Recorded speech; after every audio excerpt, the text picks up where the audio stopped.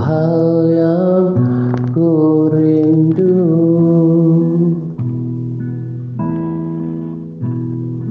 berdiam di dalam rumahmu. Satu hal yang ku pinta,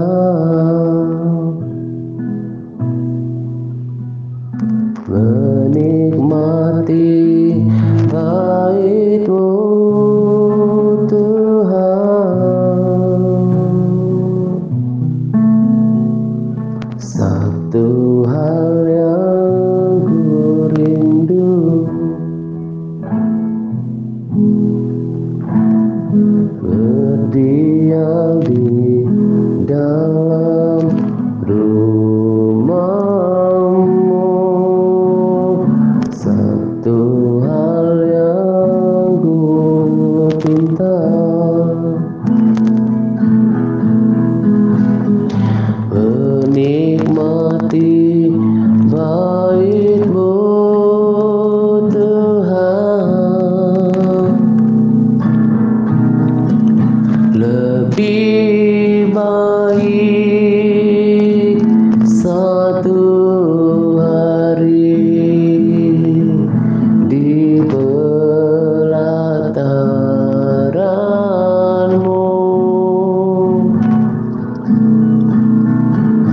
daripada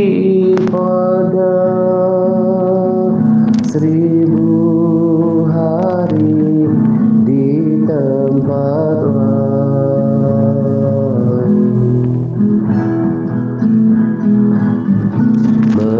Memuji-Mu,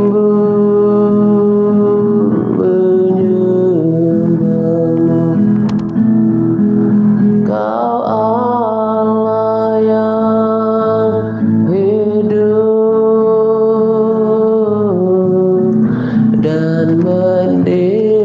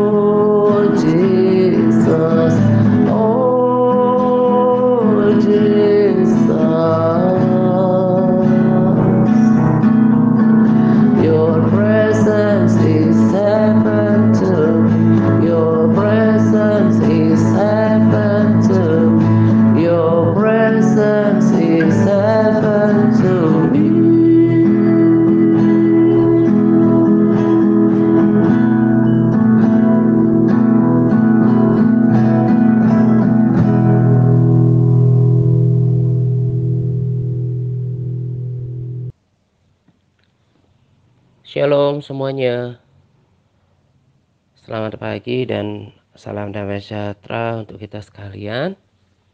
Pada kesempatan ini saya akan berbagi sharing yang sebetulnya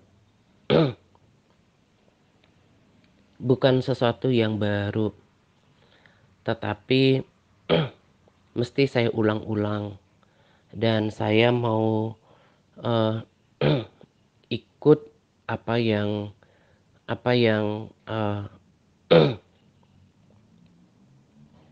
Tuhan mau saya sampaikan kepada kita sebagai tuntunan gitu ya. Secara daging sih gak pengen sampaikan ini berulang-ulang gitu.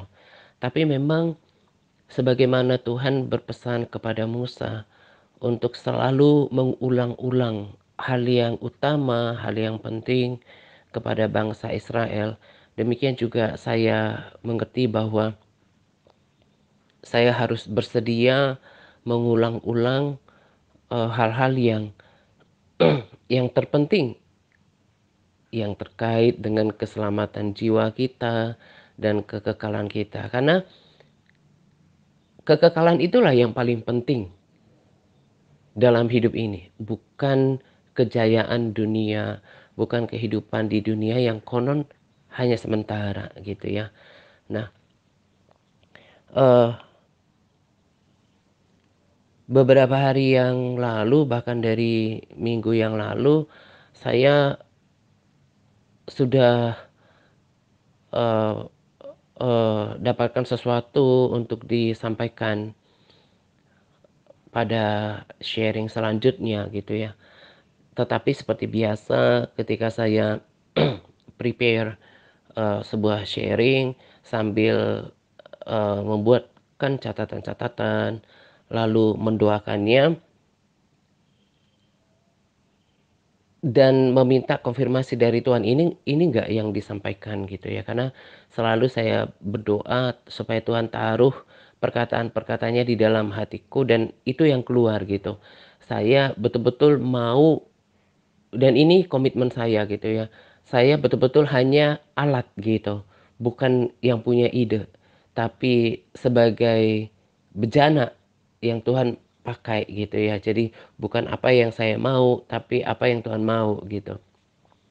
Nah, tapi dalam perjalanannya eh, pesan tentang rekomendasi video itu yang yang tempo hari yang saya bagikan pada hari Selasa, itu yang saya perlu adakan penegasan kepada kita, karena itu hal yang sangat esensi dalam dalam dalam kekristenan, dalam mengikut Tuhan, dalam hal keselamatan gitu ya. Seperti tadi saya katakan, sebetulnya saya nggak pengen bagikan, tapi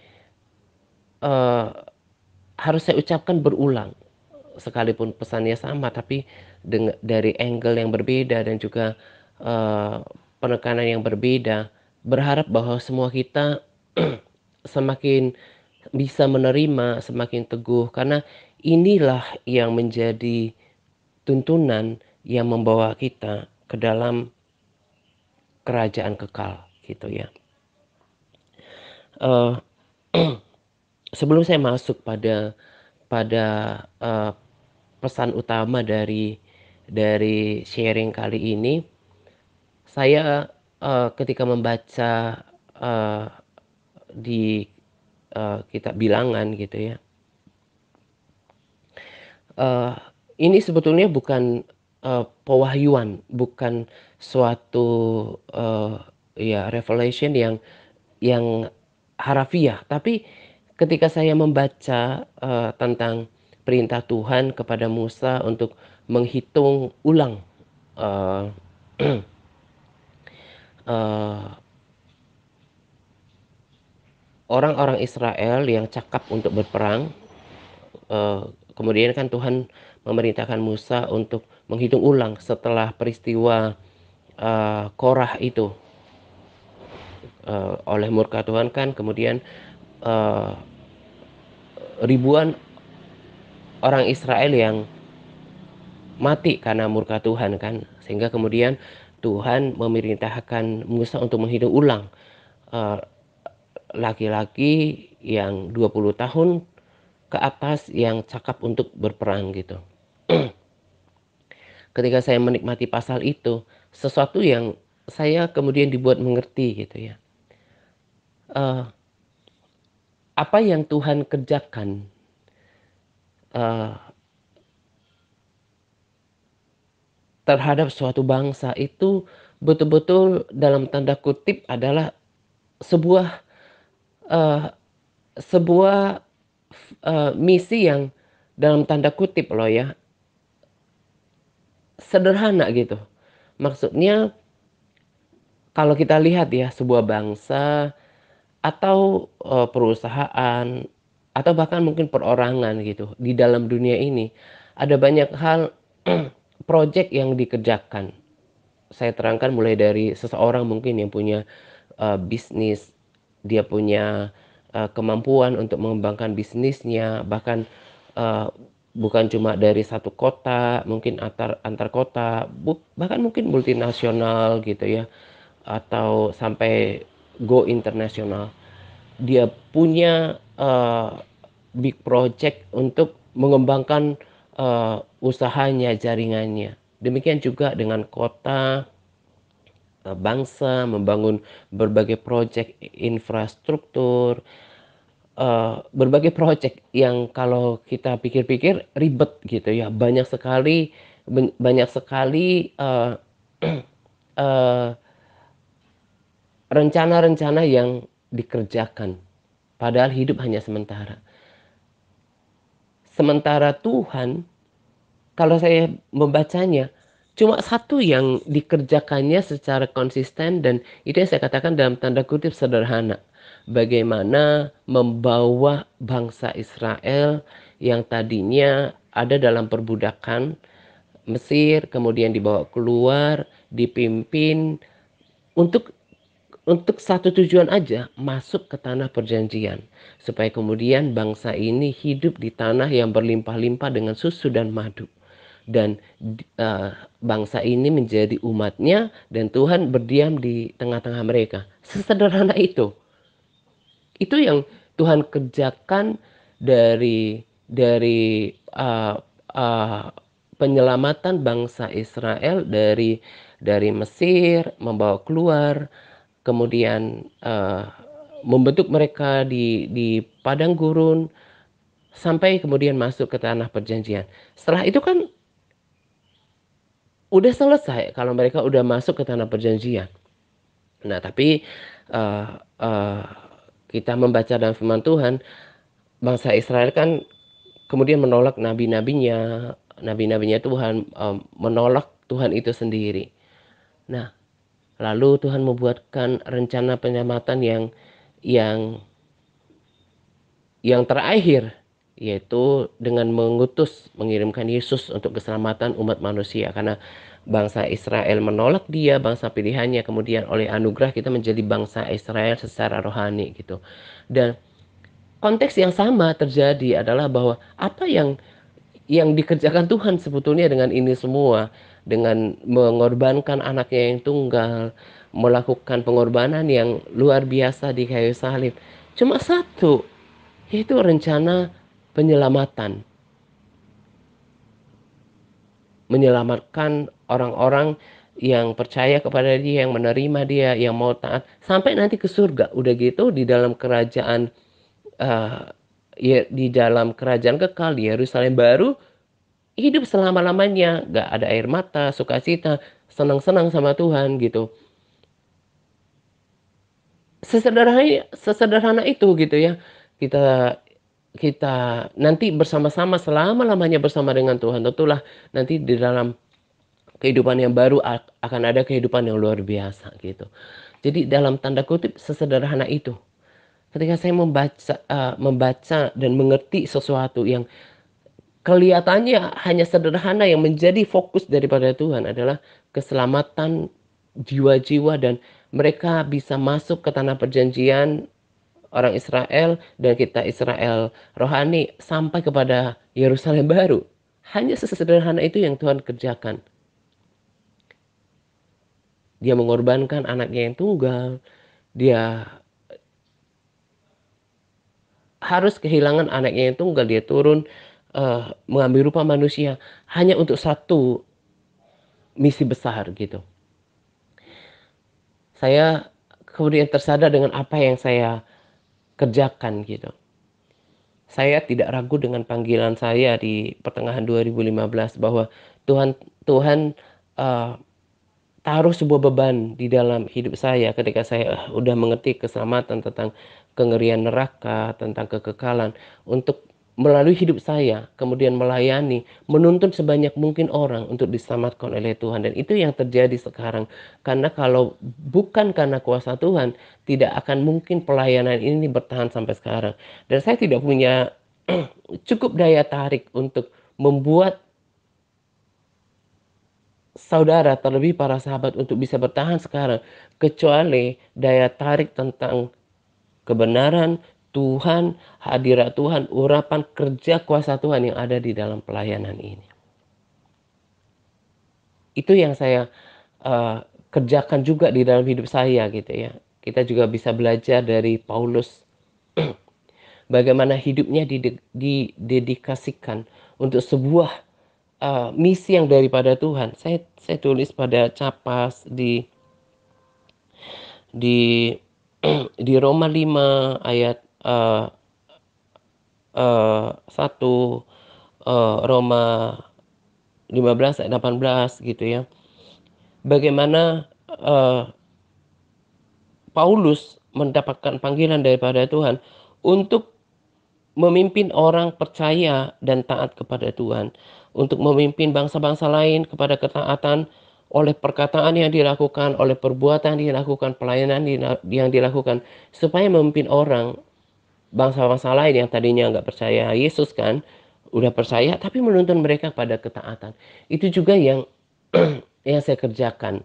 Dan kita berdoa, ya, kita berdoa di dalam komunitas ini, dalam pelayanan ini, lebih banyak lagi orang yang dibangkitkan oleh Tuhan, lebih banyak lagi para pelayannya, hamba Tuhan yang sekarang ada, menangkap isi hatinya Tuhan. Karena kemauan Tuhan itu uh, uh, dalam, ya, lagi-lagi dalam tanda kutip, gak banyak loh. Yang Tuhan mau itu cuma apa? Hidup dalam kehendaknya, hidup dalam ketaatan supaya sampai kepada tanah perjanjian.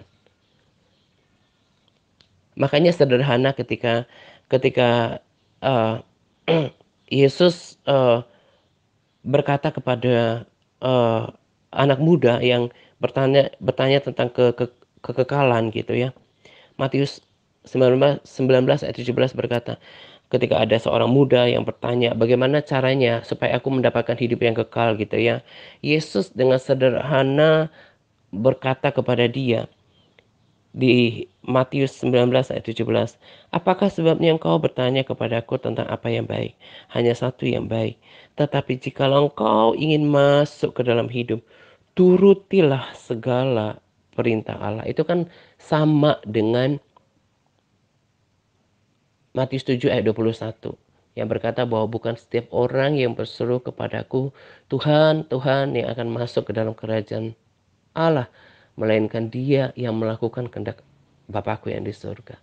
Jadi kalau sudah mengerti tentang ayat-ayat ini, lalu memahami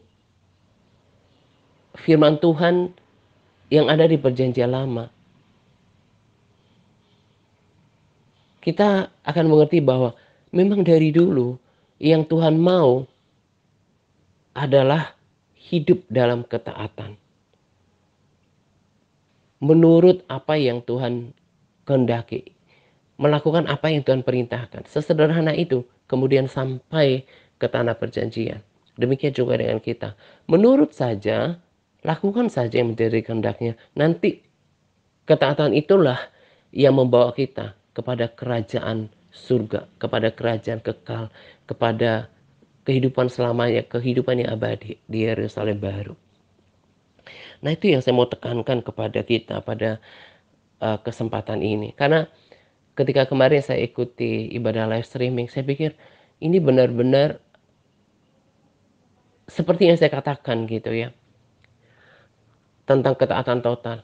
Saya kan selalu bagikan kepada kita ayat firman Tuhan di Yakobus 2 ayat 10.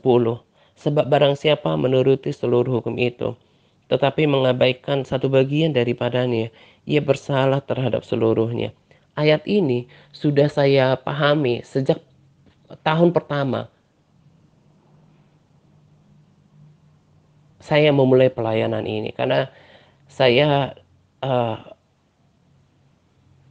dari dulu, dari awal, Tuhan hanya membuat saya mengerti bahwa kalau mau menuntun orang pada keselamatan, belajar firman, baca firman. Karena Tuhan akan berbicara dan membuat saya mengerti tuntunan lewat firman-Nya gitu ya.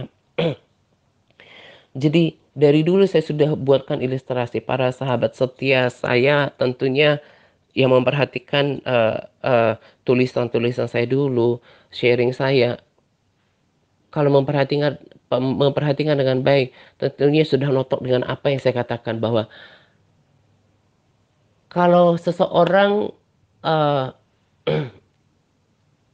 saya ilustrasikan dengan hukum positif kita ya, di uh, hukum pidana misalnya. Seseorang nggak perlu melakukan 10, nggak usah 10, 2 tindakan kriminal, 2 macam delik, supaya kemudian dia bisa dituntut, dihadirkan di pengadilan, lalu dikenakan pasal. Nggak perlu. Satu saja tindak pidana yang dilakukan. Nggak harus mencuri atau membunuh. Ya mungkin juga ada orang-orang jahat di luar sana melakukan uh, pembunuhan disertai pencurian gitu ya. Tapi nggak usah selalu harus 2, satu pun delik yang dilakukan, maka uh, uh, uh, delik itu uh, uh, pokok tidak pokok pidana ya, tindakan tindakan yang dilakukan, tindakan kejahatan yang dilakukan, itu sudah cukup menjerat dirinya. Nah, sama seperti itu juga dengan hukum-hukum Tuhan gitu. Kemarin ini di sini juga saya ambil lagi ya beberapa capas dari Buan gitu, karena Buan juga menuliskannya dengan sangat baik gitu. Saya nggak tahu apakah kita memperhatikan juga tulisan-tulisan Buan, karena mungkin juga di antara kita kan ada yang terkendala dengan jaringan, entah karena jaringan itu sendiri atau kuota gitu, akhirnya nggak bisa membuka video. Jadi sangat terbantu dengan uh, SK Buan dan juga SK Bulini gitu ya, ringkasan-ringkasan itu. Kalau diperhatikan itu sangat memberkati. Nah, jadi uh, sama seperti kemarin dibagikan ulang, dan itu pun sudah saya bahasakan sebetulnya berkali-kali di waktu yang lalu, bahwa ketika Saul kemudian uh, diperintahkan oleh Tuhan untuk menghabisi bangsa Amalek lewat Nabi Samuel, dia pergi berperang, dia menumpas rakyat uh, uh, Amalek, tapi tidak menghabisi dengan Raja Agag, tidak menghabisi semua ternaknya, dipilih yang terbaik. Gak persis seperti yang Tuhan perintahkan ya. Perhatikan kata-kata saya, gak persis seperti yang Tuhan perintahkan. Maka bagi Tuhan itu juga sama dengan ketidaktaatan. Jadi dari dulu bahasa saya nggak pernah berubah. Ketaatan sebagian itu sama dengan ketidaktaatan. Itu namanya ketaatan yang nanggung. Jadi sebagaimana Tuhan kemudian menolak Saul, demikian juga Tuhan menolak baik bangsa Israel maupun bangsa Israel secara jasmani maupun kita yang sudah menerima anugerah Tuhan. Kalau kita hanya taat sekedarnya, taat yang menurut kita gampang, taat menurut kita gak harus memikul salib, gak nggak berkorban, yang nggak merugikan diri kita sendiri, itu kan namanya melecehkan juga, menganggap remeh dengan perintah Tuhan itu sendiri. Dan sebagaimana Tuhan menolak Saul, padahal awalnya dipilih, Tuhan juga akan bersikap sama terhadap semua orang Kristen yang tidak total, tidak tuntas, tidak melakukan persis apa yang Tuhan perintahkan. Dari dulu udah, kita mau memasuki 7 tahun, tahun depan ini tinggal 1 tahun lagi untuk tahun ini. Dari dulu nggak pernah berubah, jadi memang nggak pernah berubah tuntunan itu. Dan ya sebagaimana Tuhan yang nggak berubah-berubah gitu ya, nggak pelin-pelan, yang samar-samar, yang nggak samar-samar. Demikian juga Tuhan memberikan tuntunan itu nggak berubah gitu. Tinggal kita mau mendengar apa, mendengar dan menerimanya lalu melakukannya apa tidak gitu. Saya percaya Tuhan juga akan bersikap yang sama terhadap orang Kristen yang tidak total dalam melakukan perintahnya. Ini berkali-kali dan saya akan terus-menerus suarakan selagi masih Tuhan berikan kesempatan untuk bersuara lewat perkataan saya, sama seperti yang Paulus katakan, lewat perkataan saya untuk taat gitu loh. Jadi ini bukan kemauan saya. Jadi kalau sampai ada orang yang berpikir saya pakai ayat Yakobus 2 ayat 10 ini, kan sudah sangat familiar dengan kita, untuk mengarahkan, seperti menggiring supaya kita taat dalam segala hal. Itu salah betul. Padahal saya selaku orang yang memang diberikan tanggung jawab kecil dibanding kan orang-orang luar biasa di luar sana, hanya mau setia dengan apa yang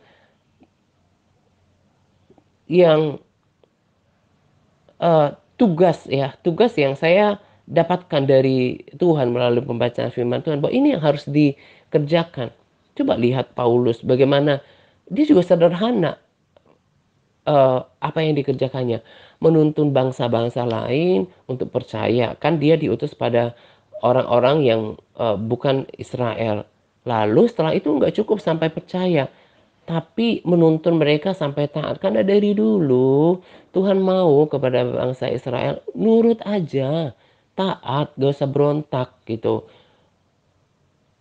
Kita juga lihat uh, uh, firman Tuhan bukan catatan manusia. Nanti lihat di Capas ya. Saya buat, saya ikut taruh lagi di catatan saya bahwa uh, Tuhan menyesal kemudian dengan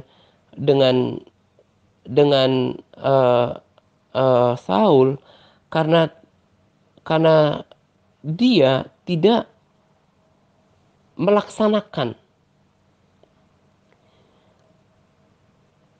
apa yang Tuhan perintahkan. 1 Samuel 15 ayat 15 berkata, lalu datanglah firman Tuhan kepada Samuel, demikian, aku menyesal karena aku telah menjadikan Saul raja, sebab ia telah berbalik daripadaku dan tidak melaksanakan firmanku. Nah, ini kata-kata bukan kata-kata hamba Tuhan pada rekomendasi video, bukan kata-kata buan pada SK. Ini ayat firman Tuhan dan saya bold di sini. Saul dikategorikan tidak melaksanakan firman Tuhan dan dia ditolak.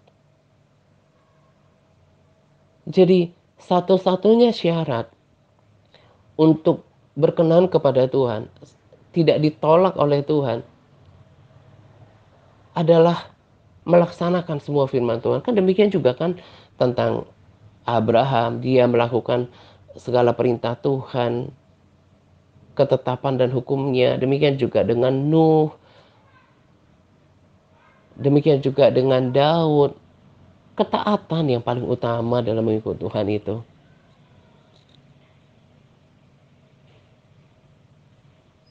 Saya kadang-kadang lelah untuk mengatakan ini, karena kalau ketemu dengan orang yang masih berjiwa fasik gitu ya, bebal gitu, itu hati saya ini berduka gitu ya. Kenapa kok orang ini selalu menolak ajaran firman Tuhan yang saya sampaikan? Padahal itu kan bukan dari kemauan saya sendiri, dan itu juga adalah untuk keselamatan jiwanya. Kita bisa melihat Tuhan katakan, Saul dikategorikan tidak melaksanakan firman Tuhan. Kenapa? Karena tidak total, tidak tuntas, tidak seperti yang Tuhan mau. Akhirnya Tuhan menolak Saul. Demikian juga dengan bangsa Israel.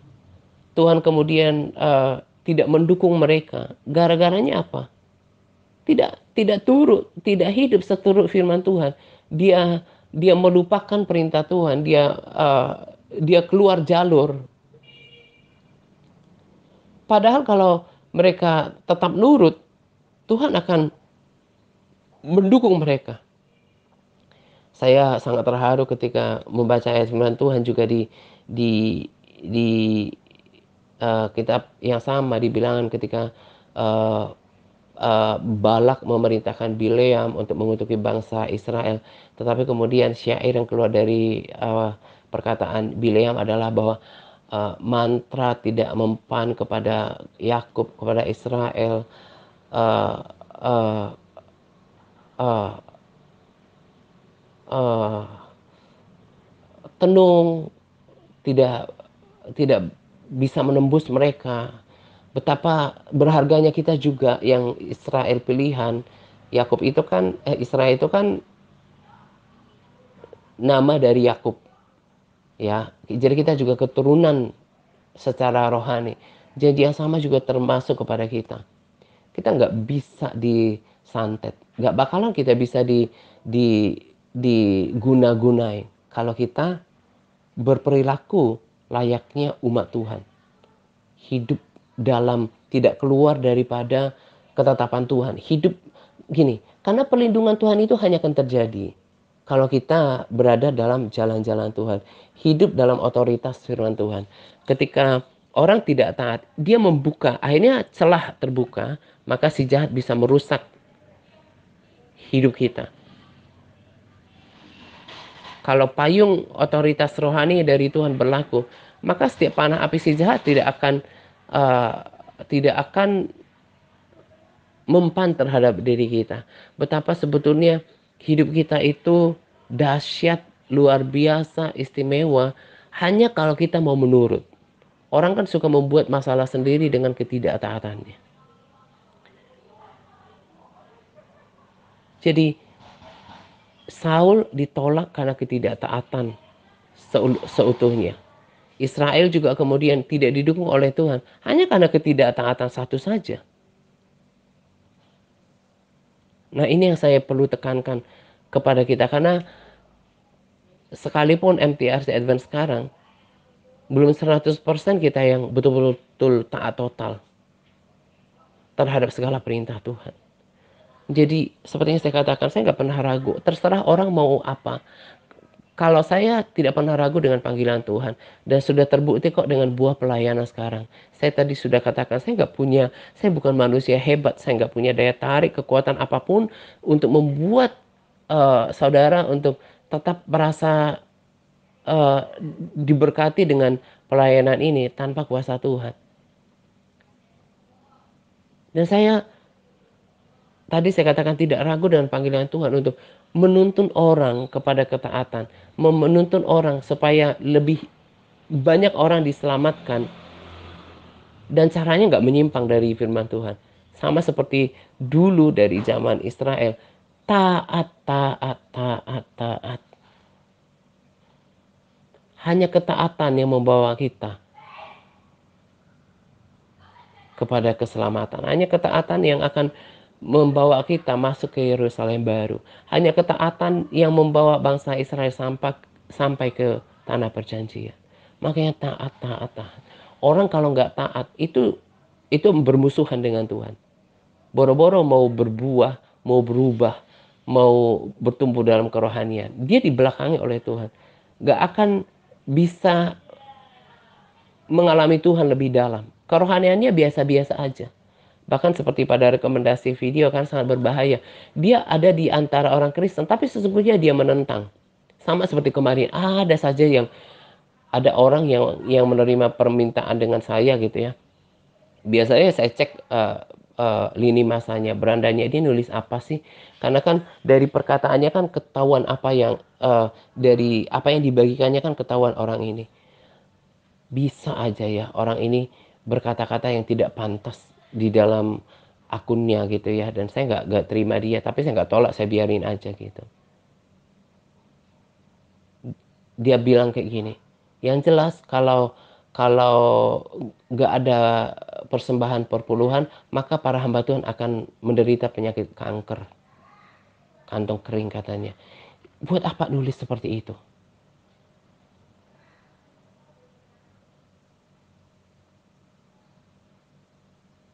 Nah itu kan contoh-contoh orang-orang yang memang uh, dia percaya Yesus tapi nggak sungguh-sungguh. Loh, menentang Tuhan itu kan bukan berarti uh, menentang nama Yesus itu, tapi firman Tuhan berkata, pada mulanya adalah firman, Yohanes 1 ayat 1, pada mulanya adalah firman, firman itu bersama-sama dengan Allah, dan firman itu adalah Allah. Bagian dari orang Kristen sih iya, tapi menentang ketetapan Tuhan itu kan menentang Tuhan itu sendiri. Itu kan mencemarkan banyak orang, membuat orang akhirnya kemudian tidak taat kepada Tuhan gitu ya. Ini maaf ya, ini tidak sedang berbicara tentang uh, uh, persembahan-persembahan, bukan. Maksudku adalah bahwa dia percaya Yesus sih, tapi tidak sungguh-sungguh gitu. Itu kan menjadi apa ya? meru- Menjadikan dirinya bukan orang sungguh-sungguh dalam Tuhan, juga merusak orang lain. Nah, bahaya kalau kita nggak sungguh-sungguh taat sama Tuhan. Ada juga orang yang mungkin dia di denominasi tertentu menyerang tentang uh, karunia kesembuhan lah, atau mungkin bahasa roh lah. Itu kan kalangan orang Kristen, tapi nggak sungguh-sungguh menerima kebenaran. Bahaya sekali. Dan dan nggak mungkin orang seperti ini bertumbuh di dalam kerohanian. Itu bahayanya kalau kita nggak betul-betul sungguh-sungguh sama Tuhan. Kita bisa jadi golongan kelompok antikris. Bahaya sekali. Dan orang-orang seperti ini masih sangat banyak di luar sana. Dari dulu juga firman Tuhan sudah membuat saya teguh bahwa orang yang menuju kebinasaan itu lebih banyak. Saya menyatakan ini, pernyataan saya, bahwa tidak lebih banyak orang Kristen yang diselamatkan. Itu atas dasar perkataan Yesus pada firman loh. Lebih banyak orang yang menuju kepada kebinasaan. Gak banyak orang yang mau taat. Termasuk orang-orang yang, para saudara yang dibikin internet, lihat ya. Ada orang-orang yang udah bahkan sampai ke 25 elpar, 50 elpar, kemudian undur gitu ya.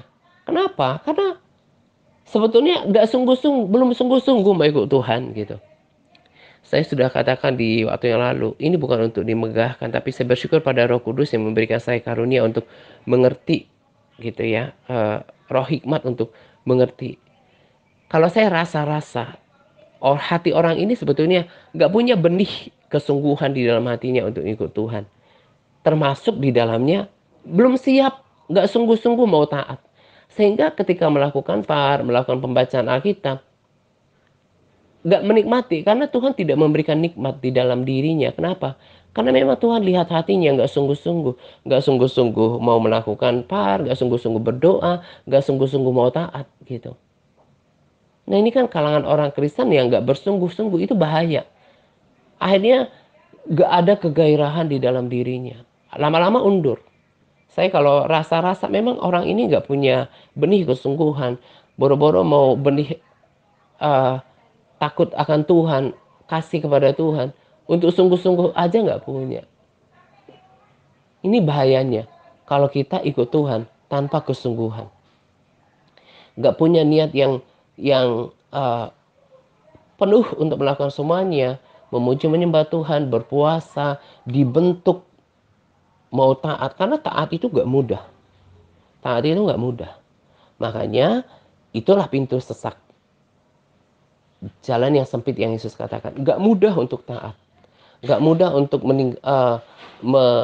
menyangkali ego kita. Dan itu jalan sempit. Pintu yang sesak. Perkataan ini yang menghibur saya untuk tidak menjadi lelah dalam melayani. Sebab pelayanan saya kepada Tuhan, pelayanan tim admin, pelayanan para pendoa, the warrior, itu tidak akan pernah sia-sia. Semua itu diperhitungkan oleh Tuhan. Manusia saja bisa memperhitungkan yang baik kepada pekerjaannya, terlebih Tuhan.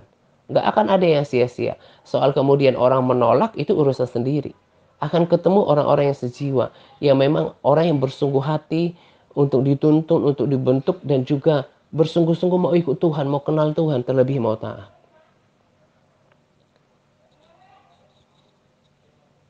Bahaya sekali kalau orang tidak sungguh-sungguh mau ikut Tuhan, tidak sungguh-sungguh mau taat. Tuhan tidak mungkin menyatakan dirinya kepada orang ini lewat rema, lewat hadirat. Nggak mungkin, sebab Tuhan melihat hati. Tapi kalau Tuhan, saya tertarik dengan sampai sekarang pernyataan hamba Tuhan itu. Sampai sekarang Tuhan masih cari sepanjang zaman orang yang bersungguh hati untuk dipakai oleh Tuhan, untuk Tuhan menyatakan isi hatinya. Kerohanian itu kan menyangkut hal yang tidak kelihatan tapi yang kekal. Saya sungguh berharap melalui sharing ini, saudara yang di Big Internet mulai belajar untuk taat dalam segala hal. Perkataan, pikiran, anggota tubuh, hati, semuanya sudah terang benderangkan. Apalagi udah baca firman. Lewat media sosial juga sudah tahu apa perintah Tuhan. Jangan menjadi Kristen yang menipu. Kalau nanti, dengarkan ya, kalau nggak ada hati yang mau taat, nanti kerohanian saudara nggak bakalan naik level. Nggak bakalan mengalami uh, kedalaman hubungan dengan Tuhan. Begitu aja. Lama-lama undur. Berbahaya bagi kerohanian saudara, bahkan bisa-bisa jadi kelompok antikris. Dan kiranya berharap tahun ini, udah bertahun-tahun, kepada All MTRC Advance, kita betul-betul pegang.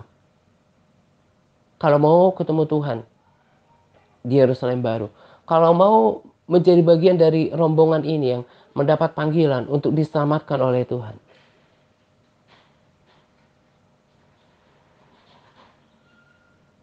bulatkanlah hati untuk ikut Tuhan dengan sungguh-sungguh. Jangan mengeraskan hati. Jangan ikut Tuhan dengan cara sendiri. Supaya kiranya kita menjadi rombongan yang bagian daripada rombongan yang sedang menuju kepada kerajaan itu. Karena dari dulu saya sudah katakan, untuk sampai kepada Yerusalem baru, firman Tuhan sudah tuliskan, hanya melakukan kehendak Tuhan. Yesus dalam amanat agung. Semuanya sama dengan tadi yang dikatakan oleh Paulus, menuntun orang kepada ketaatan. Dengan ayat-ayat yang firman Tuhan juga saya sudah bacakan sebelumnya. Yesus sebelum terangkat dengan sungguh katakan kepada para muridnya, ajar mereka. Matius 28 ayat 20, amanat agung. Ajarlah mereka melakukan segala sesuatu yang telah kuperintahkan kepadamu. Sesederhana itu amanat agung. Kan Tuhan katakan, pergi jadikan semua bangsa muridku. Itu kan kurang lebih sama seperti apa yang dikatakan oleh Paulus, menuntun orang percaya kepada Yesus. Tapi nggak sebatas itu. Ajar mereka melakukan. Itu juga yang melakukan segala sesuatu yang telah kuperintahkan padamu. Itu juga yang Tuhan minta kepada Abraham, kan? Itu yang membuat dia menjadi sahabat Tuhan. Itu juga yang Tuhan katakan kepada Musa, perintahkan mereka untuk melakukan.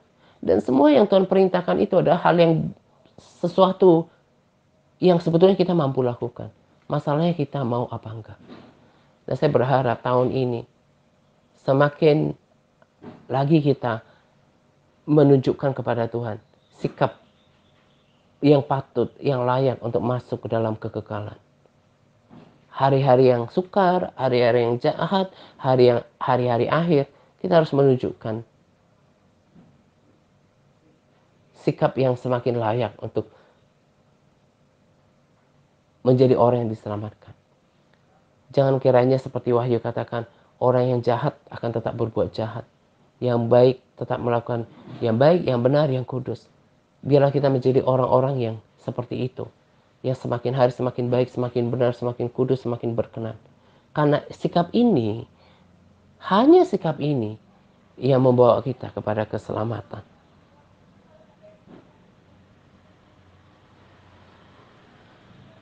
Saya sangat percaya, kita ini adalah dalam rancangan dan rencana penyelamatan. Sebagaimana bangsa Israel sedang dituntun dengan sederhana, ketaatan sampai ke tanah perjanjian. Itu juga yang terjadi dalam kekristenan kita. Jadi kekristenan tanpa ketaatan, bahkan sekalipun uh, uh, taat tapi cuma sebagian, itu sama dengan kekristenan yang sia-sia. Tidak akan membawa kita pada pengenalan akan Tuhan, pada kedalaman persekutuan dengan Tuhan, pada pertumbuhan rohani, apalagi pada keselamatan.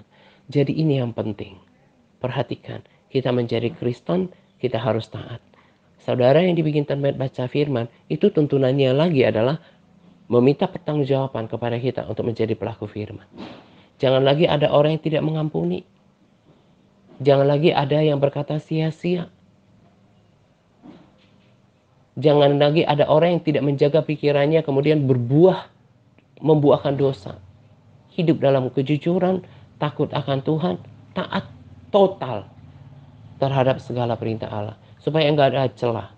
Mungkin taat beribadah live streaming. Bagaimana dengan ketaatan yang lain? Jangan hanya ketaatan yang menyenangkan, yang tidak membayar harga. Itu ketaatan yang sekedarnya. Tuhan gak mau yang seperti itu.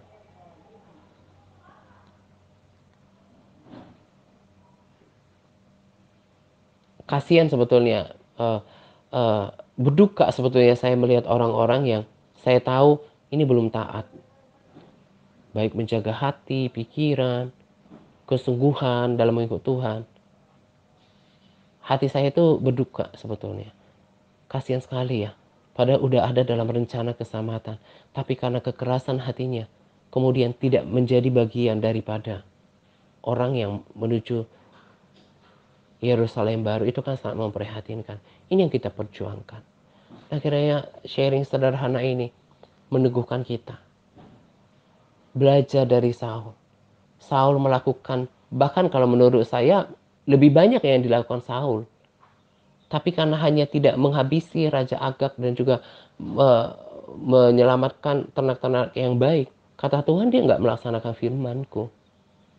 Demikian juga dengan Israel. Sebelumnya kan mereka taat ikuti, tapi mereka menyimpang satu, Tuhan menentang mereka. Jadi ikut Tuhan, taat total aja. Gak ada hal yang merugikan, yang menyakitkan dari firman Tuhan itu. Justru seperti firman Tuhan katakan, yang berbahagia adalah mereka yang melakukan. Ketika kita melakukan firman Tuhan, kita rasa sukacita. Gak ada penuduhan. Kita rasa aman. Gak ada celah buat si jahat. Kita gak tertuduh ketika kita menghadap Tuhan. Dan kita akan mengalami kedalaman hubungan dengan Tuhan. Kita akan bertumbuh dalam kerohanian, berubah bahkan berbuah. Kita berkenan kepada Tuhan. Perhatikan apa yang saya sampaikan hari ini. Jangan ikut Tuhan sesuka-sukanya. Ikut Tuhan hanya yang menyenangkan hati saya, ikut Tuhan sewajarnya aja taatnya. Percaya Yesus cuma live streaming, enggak seperti itu. Lakukan apa yang Tuhan kehendaki, yang kita baca dari firman Tuhan. Sebab itulah yang menyenangkan hati Tuhan. Ketaatan itu. Karena Tuhan itu Tuhan yang bermartabat. Nanti saya bagikan banyak banget yang diajarkan oleh firman Tuhan kepada saya. Tanda atau sikap kita menghormati martabat Tuhan, kehormatan Tuhan yang tinggi, hanya ketaatan. Bukti kita juga mengasihi Tuhan, juga ketaatan. Jangan mengeraskan hati, jangan suka membela diri gitu ya. Jangan hanya ingin mempertahankan kesenangan, kenikmatan, keuntungan sementara, tapi akhirnya bertentangan dengan Tuhan. Akhirnya ya begitu aja, hari demi hari, minggu lepas minggu, bulan berganti bulan, tahun berganti tahun, tak mengalami kedekatan dengan Tuhan. Kenapa? Karena tadi Tuhan menentang kita karena sikap apa? Ketidaktaatan itu. Dan orang yang takut akan Tuhan juga ditunjukkan dengan sikap yang menjauhi hal yang jahat, menjauhi dosa. Orang-orang tadi saya katakan yang dibikin termen, nggak ada rasa gairah di dalam hatinya. Kenapa? Karena mereka nggak alamin Tuhan. Belum ada hati yang mau taat, masih kompromi dengan dosa. Saya tahu itu. Akhirnya tersingkir. Jadi ikut Tuhan, artinya bersedia untuk taat. Nah, kiranya apa yang saya bagikan ini dipahami, diterima dalam hati, dihidupi, dan diaplikasikan. Ini yang membawa kita kepada keselamatan bersama Tuhan di dalam kerajaan kekal selama-lamanya. Ini saja yang saya mau bagikan untuk kita pada kesempatan ini. Selamat menjelang doa pagi untuk kita sekalian. Semangat berpuasa kepada all MTRC yang terus bersemangat dalam berpuasa. Semangat par. Tuhan Yesus memberkati kita senantiasa. Amin. Lebih baik satu hari di pelataran-Mu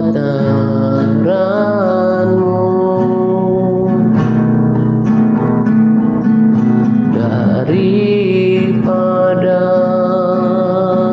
1000 hari di tempat lain.